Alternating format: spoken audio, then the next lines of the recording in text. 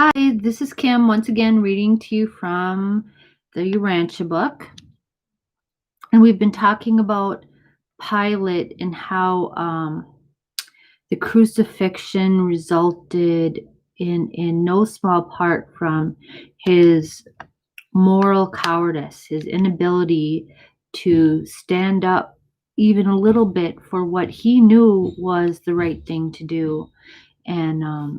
And he just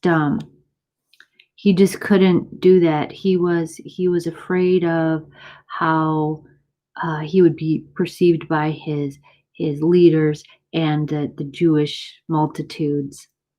He was too afraid. So okay, so let's read just the last part of this here. Pilate's tragic surrender, part 8. Here stood the Son of God, incarnate as the Son of Man.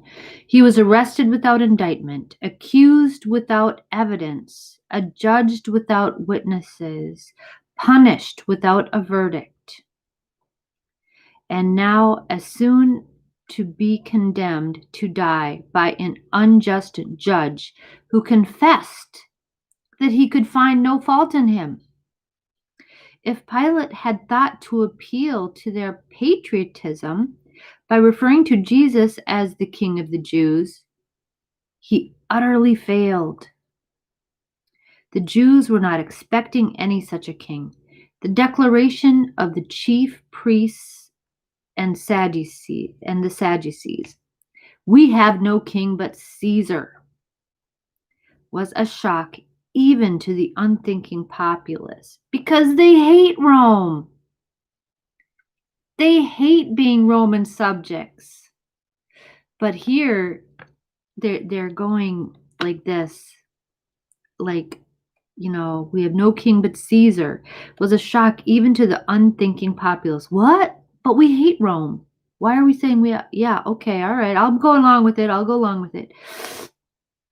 But it was too late now to save Jesus, even had the mob dared to espouse the master's cause.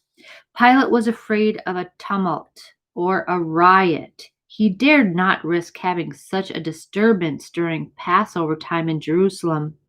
He had recently received a reprimand from Caesar, and he would not risk another. The mob cheered when he ordered the release of Barabbas, the killer. Then he ordered a basin and some water, and there before the multitude he washed his hands, saying, "I am innocent of the blood of this man." No, you isn't. No, you not. It's just, that's not the lesson here. That's what you're trying to achieve by this. But there's no easy way out for you. But if you can't do this, then you shouldn't be in a leadership position. This is what leadership is for.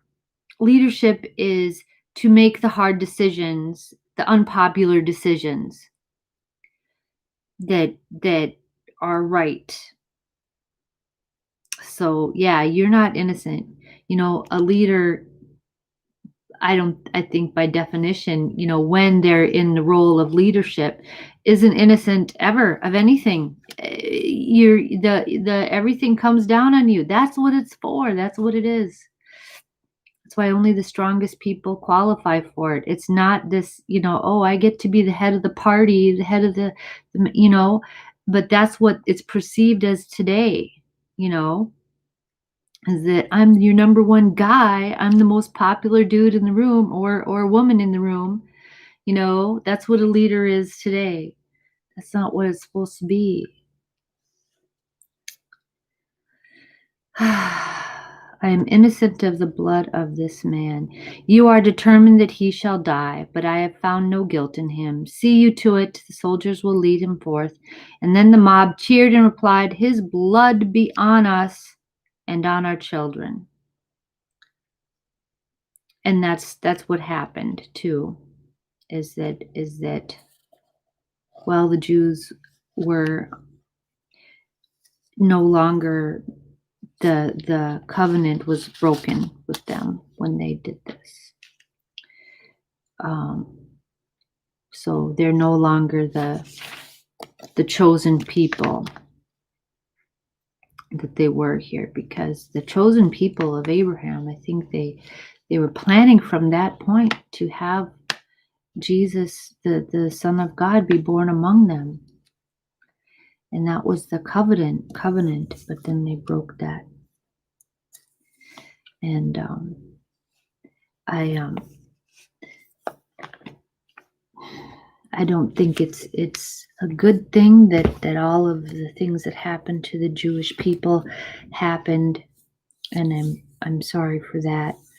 But I can see that the protection of heaven that was afforded to them by this covenant was removed.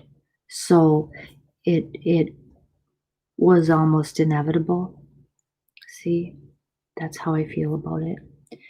And I'm sorry.